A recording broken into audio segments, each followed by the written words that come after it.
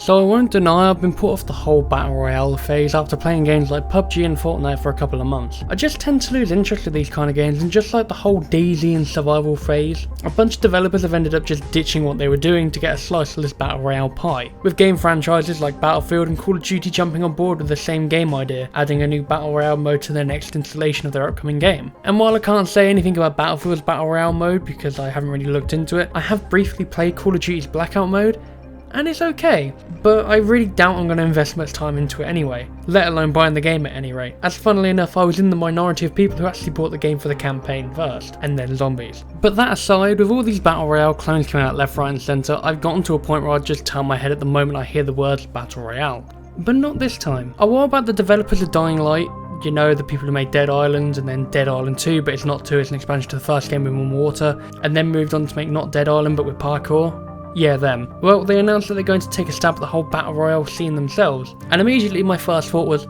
why the hell do we need another one of these? But after finding out what Dying Light was trying to do differently with Dying Light Bad Blood, it quickly piqued my interest. And basically from what I heard is instead of being a 100-man fight to the finish, it's instead a 12-man race to the finish with zombies. And now me being me, at the moment I hear the word zombies, I immediately pick up interest anyway. Hence why games like Days Gone, Dying Light 2, War Z and Overkill's The Walking Dead are on my radar. Oh, and obviously Resident Evil 2, but that doesn't really need saying at this point because that game just looks outstanding and the original was absolutely brilliant. Now at first I was just going to ignore this game until it was released free, as it's currently in a buy and early access phase, but Techland were actually nice enough to give me a review key to have a look at this game and see if it's any different, and honestly, I actually quite like it. To give you an idea of what the game actually is, it's pretty simple. You're thrown into a zone with 11 other players, and then the simple objective is just set in place of collect enough samples to get to level 5 and then gain access to escaping the map. It's a simple premise and it works. Plus the way you get samples in this game is pretty simple itself. You either collect hives or kill specific type of zombies, or if you find another player you can kill them and collect the samples they have as well. These samples will level up your character to make them a little bit stronger and get you closer to the goal of escaping. However, once you hit level 5 the escape is then activated and the chopper heads to the escape point. But when doing this you become hunted, so other players can roughly see your position and have a choice to either chase and hunt you down or attempt to get enough samples to get to level 5 and then try and beat you there. But it doesn't end there. Instead of being an instant escape like some games, you actually have to hold out on the point for 25 seconds with no one else contesting it. And if you are being chased by someone, you can run out of the zone and it will pause the timer until you come back. However, if someone else jumps on board, I believe the timer resets. And personally, I really love the idea behind this, as it really quickly changes the pace of a match. Instead of being you're trying to avoid players and collect samples, you basically have to drop everything and kill the level 5 survivor. And in one match, me and another survivor actually attempted to team up and kill the leading survivor, but after figuring out that he was just going to run around in circles and play a game of cat and mouse, I ended up just basically sneaking off, getting myself to level 5, coming back, contesting the point, killing him and then winning the game.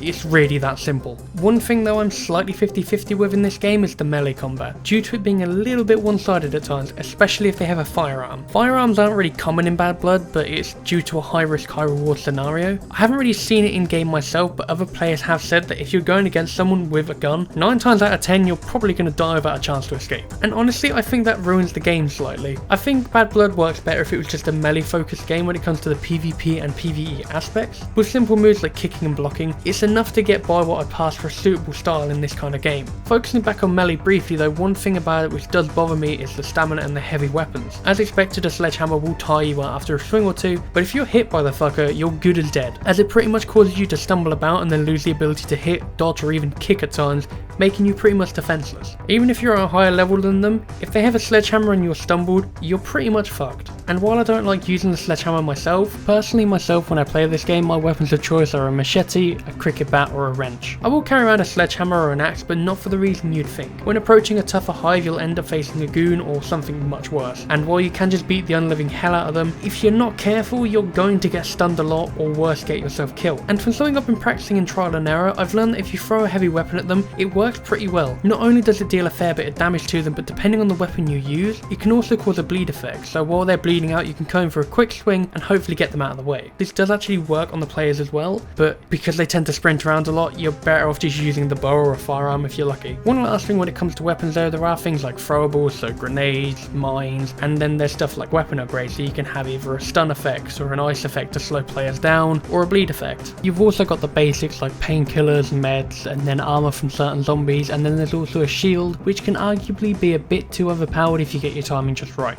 Also, for the record, don't use the knives, they're fucking useless. And honestly, I think that's about it when it comes to this game. When thinking back at the game and trying to write this script, there's really not a lot to offer here. It's just a simple game mode with some cosmetic and microtransactions on the side. But for the core game itself, it's just like a battle royale game, but it's a very little battle royale game. And even then, I wouldn't even call it a battle royale game. It feels more like a free-for-all with an objective slapped on the top. While it's not a bad thing nor a bad game, this really should have just been a mode for either Dying Light 2 as a new addition, or just an extra addition for the first game. While I really like the idea behind this mode, attempting to go up against games like PUBG and Fortnite, it's not really going to survive in the long run. Finally, the current question holds, is this worth picking up the Founders Edition to play the game early? I mean, if you're really desperate to play this game, then by all means go for it, but for myself, I'd give it a pass. Remember what I said earlier, I didn't even plan on picking this game up until it was free to play, and I was given a review key for this by the developers, and while I'm grateful for the opportunity to play it, and I do really enjoy it, I really can't recommend it for the price it's going at. Again, I'd just say wait till it's free, or the more likely scenario, just wait until they add a more fleshed out version of this mode to Dying Light 2.